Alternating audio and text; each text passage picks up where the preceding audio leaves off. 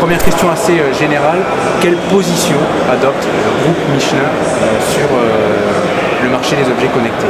Michelin ne parle pas d'objets connectés, Michelin parle de services connectés.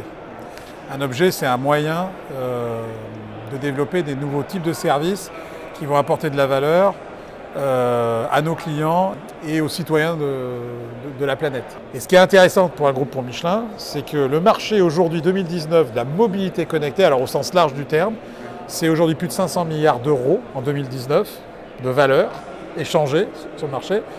Et ça, alors 500 milliards, bon, ça fait des grands chiffres, etc. Mais quand vous êtes au comité exécutif d'une société industrielle qui fait du pneumatique, qui est le leader mondial ou l'un des deux, de top 2 mondial, le marché du pneu en valeur mondialement, ce n'est qu'un tiers de ces 500 milliards, c'est 170 à 180 milliards d'euros. Et là, en tant que vieille industrielle qui existe depuis avant les années 1900, vous regardez et vous dites « Oh là, on ne peut pas ne pas être là-dedans ». Être incontournable dans la compréhension de l'usage d'un pneumatique, qui est le seul organe qui est en contact du sol. Quand vous réfléchissez aux enjeux des véhicules autonomes, quand vous réfléchissez à ça, vous vous dites le pneu il a quand même quelque chose à dire dans le comportement du véhicule sur un véhicule autonome. Et on est en train de le démontrer. On est en train de développer des services où on va vendre en fait des modèles d'intelligence artificielle à des fabricants de systèmes autonomes qui permettent probablement d'apporter une valeur absolument indispensable pour qu'un jour peut-être, le niveau 5 de la DAS, des véhicules autonomes, soit réussi. Donc voilà, on travaille ça. Ça, c'est un exemple. Demain, avec les solutions que nous avons aujourd'hui sur le marché, nous sommes capables de dire cette route-là, si on changeait sa courbe là, on réduirait l'accidentologie de 30%. Imaginez l'impact que ça a pour une collectivité territoriale qui s'occupe des infrastructures. Aujourd'hui, on a les technologies IoT et les algorithmes de data, etc., qui permettent de faire ça. Alors déjà, on connecte nos pneus depuis, attendez, asseyez-vous bien, 1986. Alors pas tous les pneus, mais nous sommes le leader mondial des solutions connectées pour les mines. Les grandes mines, ce qu'on appelle les surface mining, où vous avez les grands dumpers de Komatsu, Caterpillar, etc. Nous équipons de solutions télématiques, si vous voulez, ou IoT, et nous en extrayons les datas pour améliorer non pas seulement la performance de notre, mais la performance de la mine. Nous améliorons la productivité de la mine énormément. Nous sommes le leader mondial là-dessus, mais on a commencé en 1986. Ensuite, la question du pneu connecté. Ben ça, oui, faire parler le pneu, qui est quand même l'industriel, c'est ce dont je vous ai parlé. Faire parler le pneu, c'est le challenge que l'on a. Alors Michelin est a pris le leadership pour imposer déjà un objet électronique dans le pneu. Aujourd'hui, c'est un tag RFID, tout simplement parce que un pneu, c'est vulcanisé, il y a de la cuisson, mettre une batterie dans un pneu, c'est pas possible. C'est pas physiquement possible, donc il faut trouver d'autres solutions, etc. Et donc notre solution, c'est de... Alors on connecte différemment. Ce qu'on fait, c'est qu'on a un RFID et on y met à l'intérieur du pneu ce qu'on appelle un TMS, un Tire Monitoring System, qui lui va communiquer soit sur le réseau, etc., en Bluetooth ou en d'autres technologies. Et avec ça, on développe des services. Et donc on a été les premiers en passenger car, en pneu voiture, à connecter en circuit privé les passionnés de Porsche. Il y en a 330 000 dans le monde, où ils peuvent aller sur des circuits, tester, et on leur fait des conseils de conduite et de pression, où ils peuvent améliorer 1, 2, 3, 4, 5, 10 secondes par tour, en fonction. On a été les premiers, c'est sur le marché depuis 1 an et demi, 2 ans, oui, c'est très récent. Hein. Et donc on a tout un plan de...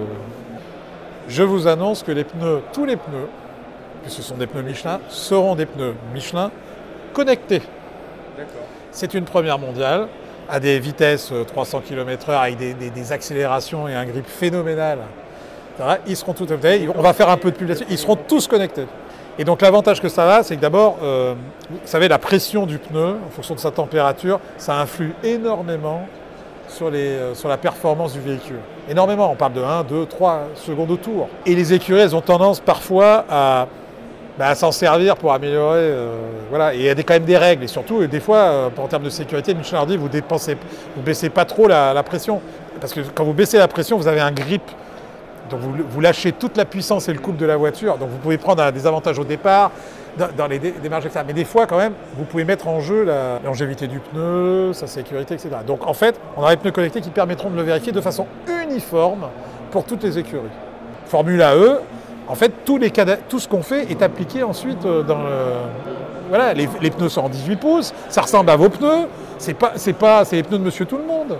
La voiture électrique, on apprend énormément. On a fait des algorithmes, on développe des algorithmes aussi sur les consommations d'énergie, etc. Voilà. Et puis, bon, et pour revenir sur les pneus connectés, on va annoncer d'autres choses avec des constructeurs. Ça prend du temps pour amener... voilà, il y a des choses qui vont être annoncées dans peu de temps. On va revenir sur le partenariat qui a été évidemment conclu avec Sigfox en avril dernier, en avril 2019. Ah ben c'est plus qu'un partenariat. On a ensemble décidé d'investir dans une société commune. C'est une solution, un service qu'on offre à des shippers, à des gens qui ont besoin de transporter des produits d'un point A à un point B par bateau et qui ont font face à un énorme problème de la complexité de la chaîne logistique, sur lequel il y a un grand nombre d'acteurs et sur lequel, en fait, chaque acteur optimise son propre problème. Donc voilà, donc moi je fais des trackers dans mes containers pour optimiser le chargement sur les bateaux. Voilà.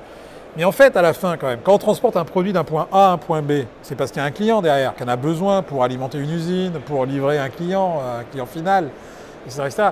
Et en fait, la différenciation qu'apporte SafeCube, c'est d'avoir une chaîne end-to-end. Il n'est pas là pour optimiser le chargement du bateau, etc. Il n'est pas là pour optimiser le transport inland, il n'est pas là pour le chargement. Il est là pour optimiser le problème du shipper qui lui a besoin que son client, qui est de l'autre bout de l'océan, soit complètement satisfait.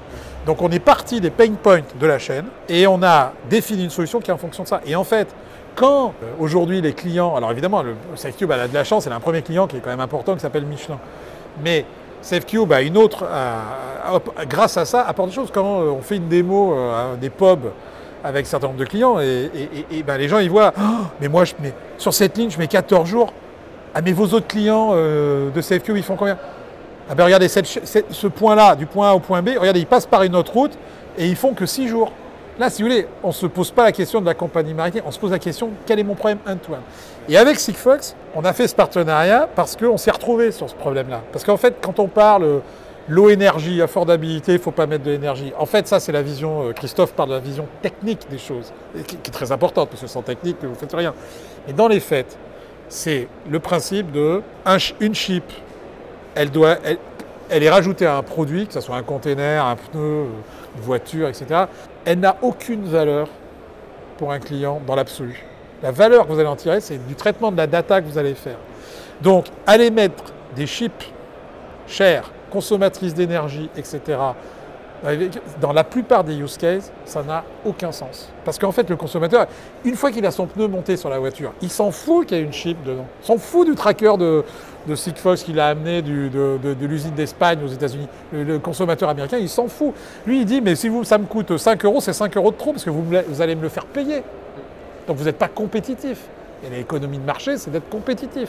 Il faut le concept d'affordabilité. Affordabilité, ce n'est pas toujours le truc le moins cher. Quand il vous faut un tracker qui a telle fonctionnalité pour répondre à un pain point, si c'est un tracker qui vaut 100 euros, il vaut 100 euros. On discute. Ce n'est pas d'avoir toujours un tracker qui vaut 3 centimes.